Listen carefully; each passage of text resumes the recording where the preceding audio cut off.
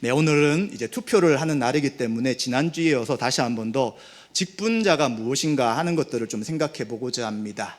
직분자를 교회를 위한 주님의 선물이다라고 말할 수 있습니다.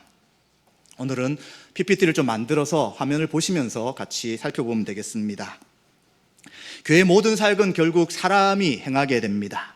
하나님이 행하시는 것이지만, 삼위일체 하나님이 행하시지만 누구를 통해 교회를 다스리느냐 할 때 사람들을 통해 다스립니다. 그래서 교회의 모든 문제는 결국 교회의 직분자 문제다라고 말할 수 있습니다. 직분자들이 자기 소견에 옳은 대로 행하거나 그리고 잘못된 가르침과 잘못된 본을 보인다면 교회는 점점 약해집니다. 그리고 또한 직분자들이 바르게 서 있지 않을 때 바르지 않는 내용들이 다음 세대들에게 전수됨을 통하여 교회가 성경과 다른 모습으로 흘러갈 가능성이 굉장히 큽니다. 그래서 교회의 근본적인 두 가지 원인을 뭐라고 볼 수 있냐면 직분의 왜곡이라고 할 수 있습니다. 이것은 지난주에도 말씀드렸지만 직분을 계급이나 직급으로 생각할 때 권위주의가 생기는 것이죠. 내가 높은 지위에 있으니, 내가 높은 권위에 있으니 내 말을 들어라 라는 식으로 본과 섬김은 없이 위에 서서 모든 것을 하게 될 때 그것은 바른 직분의 사용이 아닙니다. 또 직분이 교육과 훈련 없이 고난이 부여된다면 이것 또한 오해가 생길 수 있습니다. 우리가 오늘 투표를 통해 선출되는 분이 계십니다. 우리 교단원법에 의하면 6개월 동안 교육을 받아야 돼요. 만약 그 교육에 참여하지 않는다면 직분을 받더라도 당에서는 그 선출을 이제 포기시킬 수 있습니다. 그 직분을 무효화시킬 수 있는 것이죠. 왜 그렇게 하냐면 교육과 훈련 없이 직분을 받고 권한을 행사하면 결국은 성경이 아닌 방식으로 비성경적 방식으로 교회가 운영될 수 있기 때문입니다. 그래서 항상 직분자들은 바른 교육과 훈련이 필요한 것이죠. 그래서 교회의 머리신 그리스도의 권위에 복종하는 것, 성경적 직분 이해가 굉장히 중요하고 시급합니다. 그래서 제가 매년 초에 직분자 교육을 하고 있고요. 그리고 또 노회서나 또 외부 강사를 초청해서 하는 이유가 한 번 듣는다고 다 아는 게 아니에요. 항상 직분이 무엇인지, 직분자가 어떻게 해야 될지를 바르게 이해할 때 교회가 바르게 설 수 있기 때문에 그러한 강조를 하고 있고요. 또 지금도 다시 한 번 더 반복해서 이야기하고 있습니다. 자, 그럼 이 직분에 대한 문제가 언제부터 대두되었느냐 할 때에 종교개혁의 핵심 주제가 직분이었다고 말할 수 있습니다. 그 당시 어떤 질문을 사람들이 하게 되냐면 교황도, 왕도, 주교도 우리를 다스리는 자가 아니다. 그렇다면 도대체 교회는 누가 다스리는가라는 질문을 하게 되는 것이죠. 왜 그런 질문을 하게 되냐면 중세시대 로마 가톨릭이 교회를 다스리고 있던 그 당시에는 사제주의라는 것이 있었습니다. 개인은 아무런 노력과 방식을 통해서 어떤 방식으로도 하나님 앞에 직접 갈 수 없다는 것이죠. 항상 사제를 통해서 사제가 중재자가 되어 하나님께 갈 수 있다는 생각을 가지고 있었습니다. 그래서 이들은 면벌부를 판매합니다. 돈을 받고 그 사람의 죄를 용서하는 거죠. 지금도 아마 성당에 가게 되면 사람들이 죄 용서를 누구한테 합니까? 우리처럼 하나님 앞에 직접 회개하는 것이 아니라 신부를 통해서 고해성사를 통해 죄를 용서받습니다. 이런 방식은 바르지 않는 것인데 중세는 더 심했다는 것입니다. 그리고 신앙을 미신적으로 하는 거예요. 성경에 없는 내용을 가지고 미신을 섬기듯이 합니다. 지금도 그런 것이 있던데 마리아상에서 피가 흐르면 이 마리아상은 이제 영음하다, 이곳에서 기도하면 기도 응답받는다, 이런 말도 안 되는 것처럼 중세시대는 미신을 교회 가운데 가져와서 성상을 만들고 그림을 가지고 교회를 어지럽힌 일들을 하였습니다. 분명히 십계명에 우상을 만들지도 말고 그리고 섬기지도 말라고 했는데 그러한 일들을 교회가 자행하고 있었던 것이죠.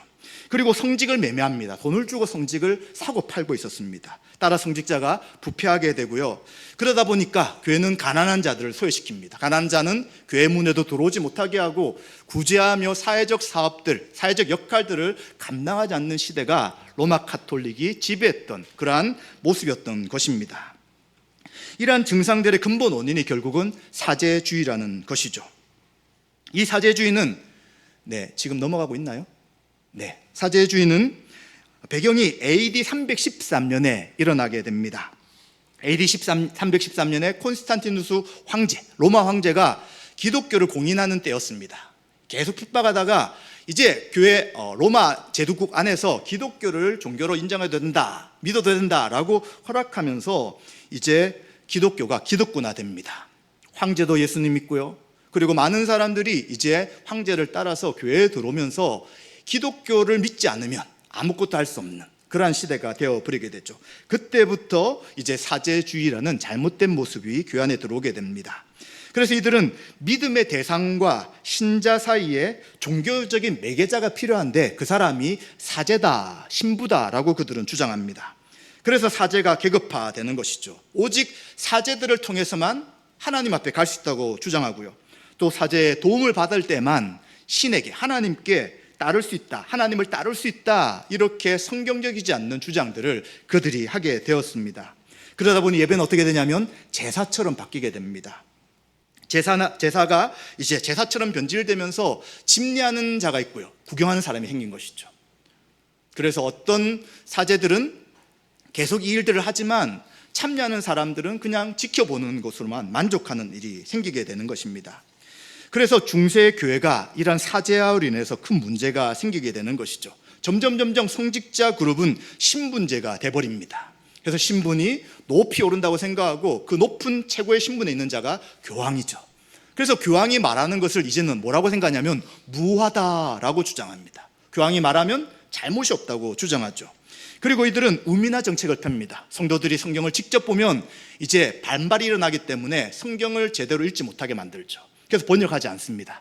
라틴어로 된 성경을 예배 시간에 이야기하죠. 그런데 안타까운 것은 그 당시 라틴어는 사어가 되었기 때문에 쓰지를 않았어요. 신부도 성경을 읽을 줄 몰라요. 해석을 못해요. 그리고 성도들도 라틴어로 듣는 설교에 대한 이야기를 알아들을 수 없는 것이죠. 그러다 보니까 성경을 말하지 않고 인간적인 이야기들, 교황이 이야기하는 말도 안 되는 이야기들을 설교 시간에 이야기합니다. 그리고 거룩한 성경, 라틴어로 된 성경은 일반 성도들은 절대 읽을 수 없다라고 하면서 금소화 만들어 버린 것이죠. 그래서 종교개혁은 이러한 성경을 못 읽게 하는 것을 이제 바꾸어서 모든 성경을 자국어로, 그 나라 독일은 독일어, 영국은 영어로, 또 프랑스어는 프랑스어로 성경을 스스로 읽도록 하자라고 한 것이 이제 종교개혁의 핵심 사항이었다고도 말할 수 있는 것이죠.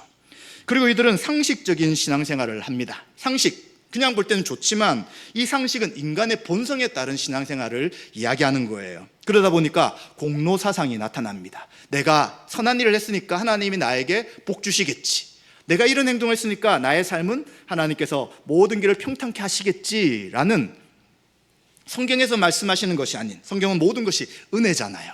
이러한 공로적 사상이 생기고요, 또 미신적으로 교회 안에 신앙생활하는 사람들이 많아지게 되는 것입니다. 그렇기 때문에 종교개혁자들은 지금 교회를 타락시킨 가장 큰 문제가 사제주의다라고 하면서 사제주의를 타파하려고 합니다. 그렇기 때문에 종교개혁자 중에 한 명인 칼빈은 뭐라고 하냐면, 개혁된 교회는 항상 개혁돼야 된다라고 이야기하면서 이제 개혁을 하기 위하여 운동을 하게 되는 것이죠. 그래서 개혁하는 근거는 무엇이었냐면 상식이나 전통이 아니에요. 자기들이 알고 있던 일반적인 상식이나 교회가 했던 전통이 아니라 오직 말씀이 돼야 된다. 그래서 성경으로 돌아가자, 오직 성경이라는 것을 이야기하게 되는 것이죠.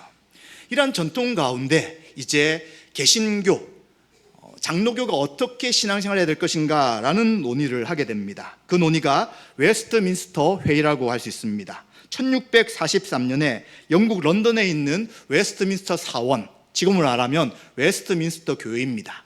이곳에 사람들이 모여가지고 약 10여 년 동안, 43년부터 49년, 더 길게는 1652년 동안 회의를 하게 되죠.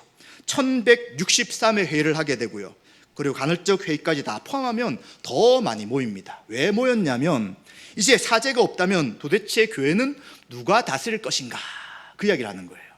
예수님이 교회의 주인이신데 그 주인 되신 예수님이 어떤 방식으로 교회를 다스리는가 하는 문제에 대해 이들은 함께 모여 토론하고 이제 내용들을 정리해 나갔습니다. 그런데 이들이 이 정리를 할 때 어떤 것을 전제로 했냐면, 인간의 죄된 본성이 있기 때문에 규칙과 제도가 없으면 교회가 제대로 운영되지 않는다, 그 전제를 가지고 규칙과 제도를 만들게 되었습니다. 그래서 우리가 이 회의를 통해서 만들어진 것이 웨스트민스터 대요리문답, 소요리문답이고요, 그리고 웨스트민스터 신앙고백이 만들어졌습니다. 그래서 아마 헌법을 보신 분들은 알겠지만 처음에 소유리문답, 대우리문답, 그리고 신앙고백이 나와가지고 우리 장로교, 특히 우리 교단의 모든 임직자들은 이것을 받아들이고 또 이것을 배우기를 선언하면서 이제 임직을 시작하게 되는 이유가 이곳에 있습니다. 그래서 이렇게 웨스트민스터 사원에서 교회에서 모여가지고 이 교회를, 장로교회를 제대로 세우기 위해서 어떤 것을 해야 되는가라고 할 때 두 가지 방향을 잡습니다. 첫 번째는 사제를 없애자는 것이죠. 그리고 일반 성도들 가운데서 직분을 주어 교회의 리더로 세우자라고 하면서 그동안 사제로 진행됐던 모든 것들을 다 없애버립니다. 그리고 일반인들에 의해 조직된 치리회, 교회에서는 당회고요. 그리고 당회가 모여있는 노회를 통해서 교회를 치리하자라는 것들을 결정하게 됩니다. 그래서 장로교회는 누가 다스리는가? 예수님이 교회의 머리이신 것은 다 똑같습니다. 다스릴 때 이제 당회와 노회를 통해서 교회를 다스린다라고 하는 것이 장로교죠. 그럼 침례교는 어떻게 할까요? 침례교는 주님이 다스리는데 온 회중들을 통해 다스린다라고 그들은 생각합니다. 그럼 감리교는요? 감리교는 감독을 통해 다스린다라고 하면서 감독제를 시행합니다. 이처럼 각 교단마다 주님이 누구를 통해서 어떻게 다스리는가에 따라서 지금 교단이 나눠져 있고요. 바로 우리들은 장로교 안에 속해 있기 때문에 치리하는 직분자들을 통해서 교회가 다스려진다라는 것들을 받아들이고 있습니다. 그래서 교회 안에는 항상 존재해야 되는 항존직이라는 것이 있습니다. 우리 많이 들어보시죠? 이 항존직 넘겨주시면 됩니다. 항존직이라는 것은 교회가 있는 동안은 항상 있는 것인데 언제 끝나느냐? 예수님의 재림을 통해 하나님 나라가 완성될 때는 필요가 없는 것이죠. 그러나 교회가 존재한다면 항상 필요한 직분들이 있다는 것들을 이제 가르치게 되었습니다. 그래서 두 가지를 이야기하는데 먼저 빌립보서 1장 1절을 다시 한번 읽어보도록 하겠습니다. 한번 화면 다시 한번 펴주시고요. 빌립보서 1장 1절. 네, 1장 1절입니다.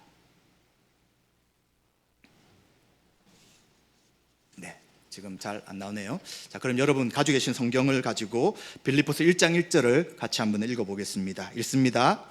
그리스도 예수의 종 바울과 디모데는 그리스도 예수 안에서 빌립보에 사는 모든 성도와 또한 감독들과 집사들에게 편지하노니. 아멘. 이미 빌립보 교회도 이렇게 직분이 구분되어 있는 것을 보게 됩니다. 장로도, 성도도 있고요, 또 감독도 있고요, 집사들도 직분이 있었습니다. 이것은 이미 예루살렘 교회부터 이 직분의 분화가 있었던 것이죠. 그래서 지금 우리 장로교는 감독이 다스리는데 이 감독 안에 가르치는 감독, 장로와 다스리는 장로가 있다고 해서 두 장로 제도로 교회를 다스리고 있다고 볼 수 있습니다. 그래서 먼저 장로에 대한 부분을 좀 살펴보도록 하겠습니다. 장로님들에 대해서 성경은 이제 또 헌법은 치리 장로라고 이야기합니다. 치리가 뭐냐면 다스린다는 것이죠. 그래서 무엇을 하게 되냐면 말씀이 신자의 삶에 실제로 적용되도록 교회를 다스리는 직분이 바로 장로의 직분이라고 할 수 있습니다. 역할은 치리하는 것이죠. 다스리는 것이죠. 신자들을 권면합니다. 그리고 때로는 강하게 이야기할 때가 있습니다. 말씀대로 살아야 되는데 말씀대로 살지 않을 때 권면을 할 수 있는 것이죠. 그리고 또 지적을 할 때도 있습니다. 그래서 우리가 이러한 직분 가운데서 권면이 들어가면 잘 받아야 되는 거예요. 하나님 말씀이 아닌 자신의 말로 이야기한다면 거부할 수 있지만 말씀을 가지고 우리의 신앙에 대한 이야기를 하게 된다면 우리는 그것을 하나님께서 우리를 다스리는 것으로 인정하고 이제 우리의 생각과 행동에 대한 것들을 다시 돌아봐야 되는 것입니다. 그럼 어떻게 이 치리를 행하는가, 다스림을 행하는가라고 할 때에 장로님들의 가장 중요한 직무는 신방이라고 할 수 있습니다. 바른 치리를 위해서 성도님들의 상황을 알아야 되는 것이죠. 어떻게 살아가고 있는지, 또 말씀을 듣고 그 말씀대로 순종하는지를 살피기 위해 장로님들의 가장 첫 번째 역할은 신방이라고 할 수 있습니다. 이것이 한국 장로교는, 그리고 우리 교단은 좀 오해가 되죠. 목사님이 신방해야지 무슨 장로님이 신방합니까? 라는 말을 하는데 그렇지 않아요. 원래 장로님 역할이 신방인 것입니다. 그래서 장로님들이 먼저 성도님들을 살피고 신방한 다음에 또 목회자가 해야 될 신방이 있을 수 있잖아요. 그런 분들에게 이야기해 주시면 또 목회자가 따로 신방을 하게 되는 것입니다. 그래서 목회자가 전적인 신방을 하는 것이 아니라 장로님들이 먼저 신방을 하시고, 그리고 또 목회자 신방이 필요할 때는 다시 신방을 하는 것이 장로님들의 가장 중요한 역할인 것을 우리는 먼저 기억해야 합니다. 그래서 일반적으로 우리 장로교, 한국에 있는 여러 장로교는 장로님들을 세울 때 보통 성도가 20명과 30명이 있을 때 한 명을 세우게 됩니다. 우리 교단은 조금 다릅니다. 10명에서 15명이 있을 때 한 분을 세우고요. 그리고 16명부터 30명까지는 2명, 그리고 30명마다 1명, 그리고 60명이 지나면 3명을 세울 수 있고요. 그리고 90명 이상이 되면 4명의 장로님을 세울 수 있는 것입니다. 신방을 한 사람이 다 할 수 없으니까 성도들이 신방을 할 수 있는 그 규모를 나누어서 장로님을 세우는 것이죠. 그래서 장로님의 역할은 신방이 가장 중요하다. 여러분 혹시 신방이 필요한 분들은 저한테 먼저 말씀하지 마시고 장로님들에게 먼저 신방을 요구하시고, 그리고 또 제가 신방이 필요할 때는 제가 신방하는 것이 성경적인 방식이라는 것을 우리가 기억해 주시면 좋겠습니다. 그래서 장로님들은 교회에 선포되는 말씀, 지금 강단에 선포되는 이 말씀에 대해서 말씀의 파수꾼의 역할을 바로 장로님들과 당회가 감당해 나가야 되는 것입니다. 자, 그럼 이제 목사입니다. 자, 목사는 다스리는 장로인데 어떻게 다스리느냐? 말씀으로 가르치는 장로입니다. 넘겨주시면 됩니다. 그래서 목사를 가르치는 장로다라고 표현하게 됩니다. 그렇기 때문에 성경 말씀과 교리를 설교 가르치는 일이 제가 해야 될 가장 중요한 일인 것입니다. 그래서 이처럼 성경의 원리와 또 헌법과 교리를 잘 아는 교회들은 목회자에게 뭘 요구하냐면 설교 준비를 잘 하십시오, 우리에게 말씀을 잘 가르쳐 주십시오 라고 하면서 나머지 모든 일들을 성도님들이 하세요. 그런 교회는 설교자가 또 말씀을 전하는 자들이 더 잘 준비할 수 있기 때문에 더 풍성한 말씀을 전할 수 있어요. 그런데 잘 안 되는 교회들의 특징이 뭐냐면 다 맡기는 거예요. 목사님 신방도 하세요, 운전도 하세요, 그리고 청소도 하세요. 모든 걸 다 하시고 그 나머지 시간에 설교 준비하고 가르치세요 라고 합니다. 목회자가 사실 슈퍼맨이 아니잖아요. 다 똑같은 인간이기 때문에 모든 시간을 다 배분하면서 말씀을 가르치는 일들에 집중하기가 사실은 쉽지 않습니다. 그래서 우리가 목회자 역할이 가르치는 역할이라면 직분자들이 그것을 분산하고 나누어 가지고 이제 함께 교회를 섬겨 나가는 것이 너무 당연한 것입니다. 그리고 목회자는 신앙과 관련된 전문적인 신앙 상담을 하게 됩니다. 그럼 여기서 오해하지 말아야 될 것은 목회자들이 개인의 신방, 심리적이고 상담적인 방식의 신방을 하지 않습니다. 왜냐하면 우리가 전문가들이 아니기 때문입니다. 우리는 심리학이나 상담에 대한 학위 같은 것을 가지고 있는 사람이 아니기 때문에 우리는 그러한 문제에 대한 전문 상담을 할 수 없습니다. 그래서 저에게 그런 요청을 하시면 간단하게는 말할 수 있고 그 다음에 실제 그런 상담하는 분들, 특별히 기독교인으로서 상담하는 분들을 소개하는 방식을 하게 되죠. 그래서 미국 같은 경우는 목회자가 신앙과 관계없는 상담, 개인 상담을 할 때는 이제 법에 조촉받아서 이제 벌금을 내거나 감옥에 가는 경우가 생긴다고 하더라고요. 아마 한국도 그렇게 될 것입니다. 그래서 목회자는 여러분들에게 상담가로 상담하는 역할이 아니라 신앙에 대한 부분에 대해서 잘 도와주는 역할이 목회자다라고 생각하시면 되겠습니다. 그리고 또 한 가지가 있습니다. 항상 존재하는 성경에 있는 직분 중에 하나가 바로 집사, 안수 집사님입니다. 이들은 섬기는 자다라고 말합니다. 그래서 성경에 나타나는 원어의 뜻이 무엇이냐면 사환, 하인, 섬기는 자, 일꾼, 청지기의 역할을 감당하는 분이 안수 집사님이라고 할 수 있죠. 집사님에서 왜 안수가 들어갔냐면 이제 직분을 받으실 때 안수를 받기 때문에 이제 안수 집사라는 표현을 쓰게 되고요. 안수를 받지 않는 분들은 그냥 서리 집사다라는 표현을 쓰고 있습니다. 자격은 어떻게 되느냐? 예루살렘 교회 이 집사님들을 세울 때에 성령이 충만한 사람, 지혜가 충만한 사람, 또 여러 사람들에게 칭찬 듣는 사람을 세우게 되는 것이죠. 그래서 우리도 투표할 때 그냥 10명만 찬성하면 됩니다가 아니라 또 반만 찬성하면 됩니다가 아니라 3분의 2가 찬성될 때 권사님과 안수집사님들은 세워지게 되는 것이죠. 모든 성도님들이, 많은 성도님들이 그분을 인정할 때 직분이 세워지도록 그렇게 만들어졌습니다. 그런데 이번에 이제 투표를 준비하면 다른 교단의 헌법을 보니까 다른 교단은 3분의 2가 아니라 반이더라고요. 근데 이제 헌법이 있기 때문에 헌법을 우리가 바꾸려면 굉장히 절차가 복잡합니다. 그래서 우리 재건교회는 헌법상의 3분의 2가 안수집사님과 권사님이 될 때만 직분을 받을 수 있기 때문에 어쩌면 더 철저하게 직분자들이 바르게 서 있는 분들을 세우고자 하는 그러한 뜻이라고 할 수 있습니다. 그러면 이 안수집사님들은 어떤 것을 하느냐? 예루살렘 교회처럼 가난한 사람들을 섬기는 역할을 하게 됩니다. 교회 헌금으로 이제 누구를 도울 것인지, 또 어떻게 구제할 것인지, 또 공동위에 결정된 재정을 어떻게 하면 잘 사용할 것인가라는 재정에 사용하는 부분을 집행하고 또 정리하는 역할을 바로 집사님들이 하게 된다고 할 수 있습니다. 이처럼 교회는 성직자 계급이 아닌 일반 신자들 가운데서 이 항존직, 가르치는 장로와 다스리는 장로와 그리고 안수 집사를 세워서 다스리도록 하게 되었습니다. 성경이 말하는 이 항존직은 바로 장로와 집사라고 할 수 있는 것이죠.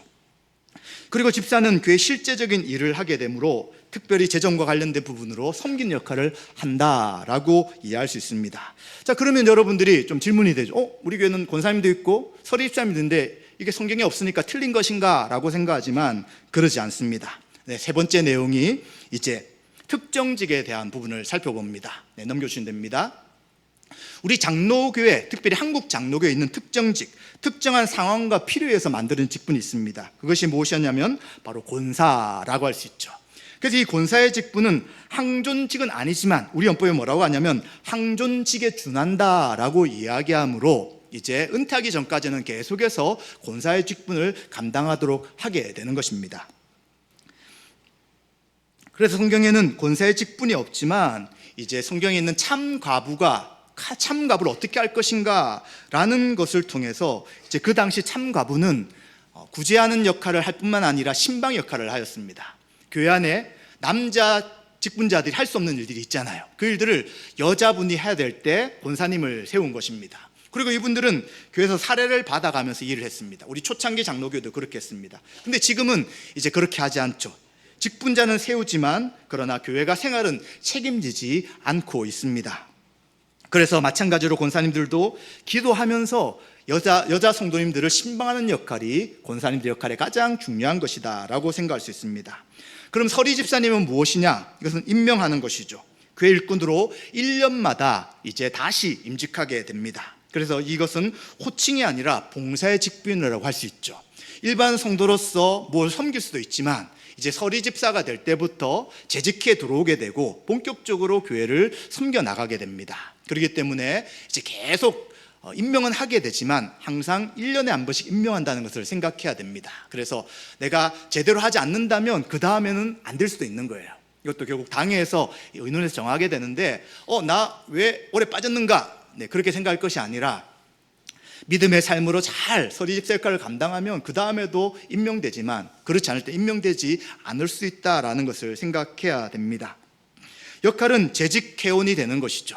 우리가 6개월에 한 번씩 재직회를 하게 될 때 공동위에서 정한 수입과 지출이 있잖아요. 그것이 어떻게 지출되고 있는가라는 것들을 재직해서 의논하게 됩니다. 그리고 또 재직들이 함께 의논할 내용들을 결정할 수 있는 중요한 권한이 바로 서리 집사님에게 있다는 것이죠. 서리 집사님이 아닌 분들, 그냥 성도님들은 이 재직회에 들어올 수 없기 때문에 교회 역할들을 감당하는 역할이 바로 재직회 회원이다라고 할 수 있는 것입니다.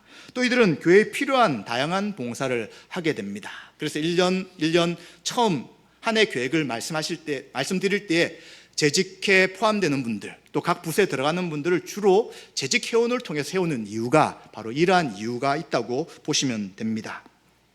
그렇기 때문에 이처럼 특정직에 할 수 있는 권사님들도 그렇고 또 서리 집사님들도 그렇고 장로님도 그렇고 모든 역할들은 어떤 분들이 해야 될까요? 이것은 자원하는 분들이 해야 되는 것입니다.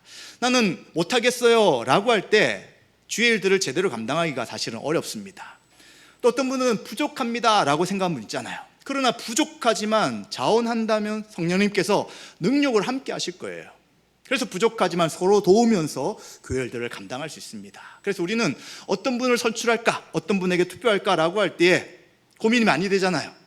자원하시면서 겸손하게 주를 섬길 뿐이라면 지금 당장 뭔가 부족하게 보일지라도 여러분들이 투표해 주신다면 하나님께서 기뻐하심 가운데 그가 잘 섬길 수 있도록 할 것이라고 생각이 됩니다. 그래서 교회는 능력이 있는 분, 그리고 많은 사람 인기 있는 분, 이런 분도 중요하지만 더 중요한 것은 자원함으로 겸손히 섬길 수 있는 분들이 직분자가 되어야 되는 것입니다.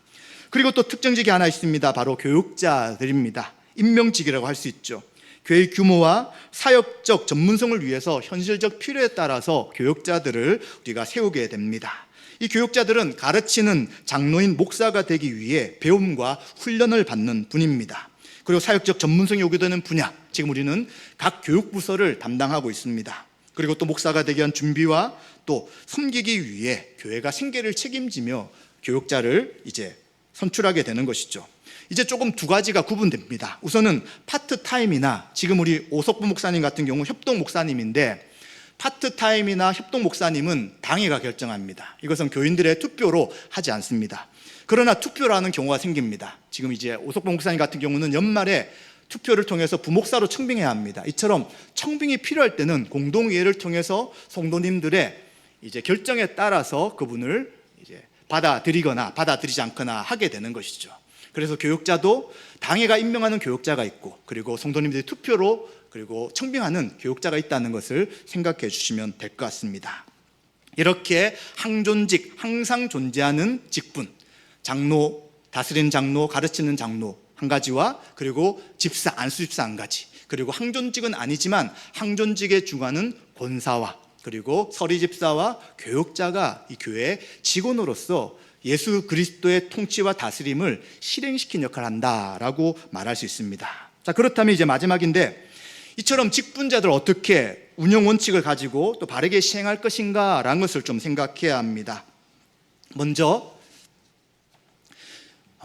운영 원칙을 좀 생각해 봐야 합니다. 어떻게 원칙을 가지고 세울 것인가? 동등성과 고요성을 가지고 있다고 봐야 합니다. 고요성이 무엇이냐면 한 직분이 다른 직분을 침범하면 안 된다라고 말합니다. 지금 이것이 이제 각 교회들마다 섞일 때가 많은데, 원칙은 이것이라는 것입니다. 장로님들 역할이 무엇이었습니까? 신방을 감당하는 거잖아요. 그럼 그 신방 역할을 해야 됩니다. 그런데 안수집사님들 갑자기 우리가 신방하겠습니다 라고 하면 그 역할을 침범하는 거예요. 헌법과 성경에는 그 역할을 하도록 한 것이 아니라는 것입니다. 그래서 장로 역할을 감당하도록 해야 되는 것이죠. 또 반대로 장로님들이 우리가 재정 다 감당하겠다, 내가 다 하겠다 이런 식으로 해버리면 안수집사님들이 해야 될 영역을 침범하는 것이 될 수 있습니다. 그래서 고유한 영역에 대해서는 그 역할을 맡은 분이 할 수 있도록 도와야 된다는 이야기인 것이죠. 그리고 동등성이라는 것은 직분은 계급 구조가 아닙니다. 밑에부터 차근차근 올라가서 제일 위에 있는 분이 아닙니다. 자꾸 우리가 유교적 생각을 가지고 제일 위에 있는 분이 높다 이렇게 하는데, 은사에 따라서 직분이 주어지는 거예요. 성령님께서 각자에게 교회에 필요한 은사를 주시잖아요. 그 은사를 통해서 직분이 세워지기 때문에 동등하다는 것을 기억하고요. 그리고 서로 지시하거나 군림하는 관계가 절대 아닙니다. 그래서 장로교 헌법을 잘 아시는 분, 장로교 정치를 잘 아는 분은 이 장로교 정치가 가장 민주적으로 할 수 있는 거예요. 목사의 독단도 허락하지 않고요, 장로의 독단도 허락하지 않습니다. 그리고 성도들만 자기의 뜻을 주장할 수도 없어요. 모든 역할을 감당한 직분자들이 서로 보완하고 돕고, 또 특히 장로교는 회의를 많이 하게 됩니다. 회의를 통해서 각자의 이야기들이 잘 수렴되도록 하는 방식으로 교회가 움직이도록 하는 것이죠. 그래서 잘 이용하고 그리고 잘 그대로 운영해 나가면 절대 장로교 안에서는 다툼과 그리고 싸움이 있을 수 없어요. 근데 안타깝게도 한국교회는 토론을 잘 못하잖아요. 한국 사람 자체가 토론을 못하잖아요. 저도 이제 외국에 생활을 많이 한 사람과 이야기하다 보면 그 외국에서 이야기하는 사람들은 굉장히 논리적으로 뭔가 이야기해요. 제가 잘못 말하면 논리적으로 반박해요. 근데 제가 어떻게 듣게 되냐면 기분이 나빠요. 나이도 어린 게 난 저렇게 따져? 네, 그냥 논리적으로 제 말이 틀렸다고 받아들이지 않고 그냥 기분 나쁘다고 제가 받아들이더라고요. 이러니까 토론이 안 되는 거예요. 이런 문화적 습성이 있다 보니까 우리가 토론할 때 보면 어떻습니까? 항상 내가 장로인데 왜 내 말을 듣지 않아? 내가 안수집사인데 왜 내 말을 듣지 않아? 이러면서 자꾸 싸우는 거예요. 그래서 토론이라는 것은, 회의라는 것은 의견이 나눌 수 있어요. 충분히 각자 의견을 이야기하고 어떻게 결정하는 것입니까? 다수결로 전환하잖아요. 그 정해지면 어떻게 해야 됩니까? 따라야 되잖아요. 그런데 나는 따를 수 없어 라고 하면서 반기를 드는 것은 이 회의의 원칙, 또 장로교가 어떻게 다스려지는지에 대한 것들을 깨트리는 아주 잘못된 행동일 수 있는 거예요. 자기 의견이 중요하죠. 같이 여러 교인들이 함께 정했다면 그 의견에 따라야 되고 복종해야 되고 그리고 순종하는 것이 바른 절차인 것입니다. 그래서 우리도 이제 계속해서 공동회의나 재직회를 할 때 회의법에 대해서 제가 좀 말씀을 드릴 거예요. 어떻게 회의를 해야 되는가?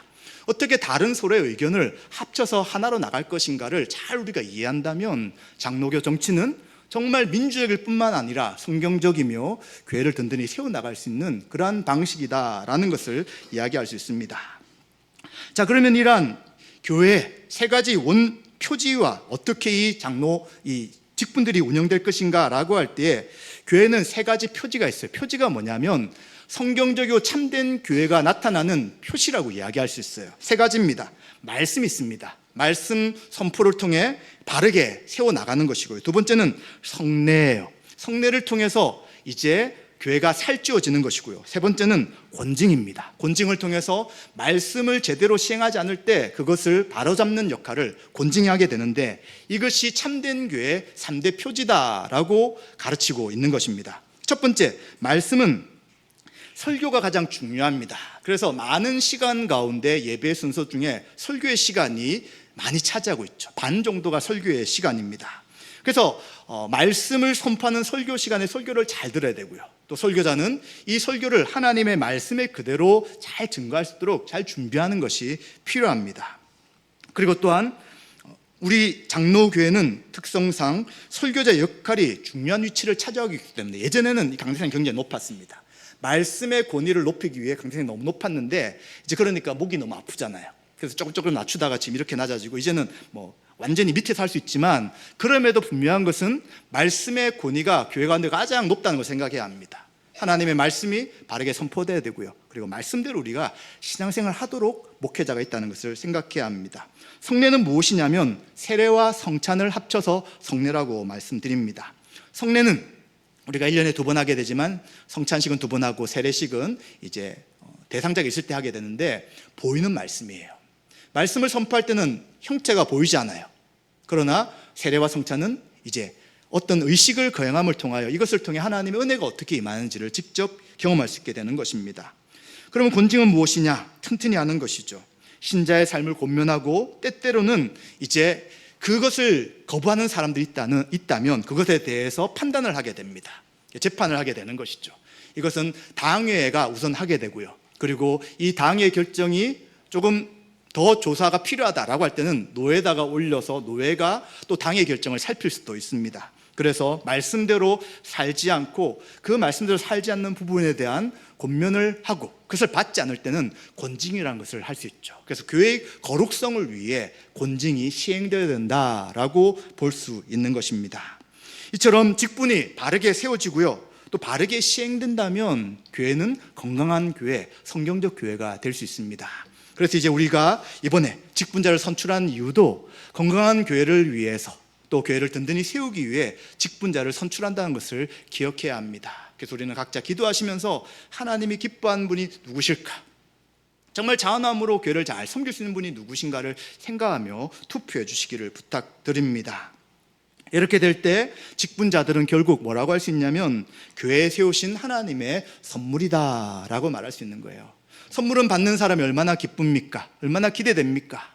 그래서 우리 교회 가운데 직분자들이 세워진다면 그 하나님의 선물로 우리가 더 충만하게 되고요, 하나님의 뜻이 바르게 세워질 것입니다. 말씀 마무리하겠습니다. 사랑하는 성도 여러분, 우리는 다시 한 번 더 지난주와 이번 주 직분의 중요성을 생각해 보았습니다. 현재 직분을 감당하는 분들은 다시 한 번 더 성경에서 말씀하시는 직분의 역할들을 잘 이해하시고 또 받아들이시고 그 직분을 시행하시기를 부탁드립니다. 또 오늘 새롭게 세워질 직분자들이 있으실 것입니다. 이제 이들 또한 말씀의 근거로 교회를 잘 섬겨주시고요, 또 기존의 직분자들과 잘 협력함을 통하여 하나님 주신 선물인 이 직분을 온전히 섬김을 통해 우리 교회가 하나님 앞에 온전하며 영광 돌리는 교회가 되시기를 주님의 이름으로 축원드립니다.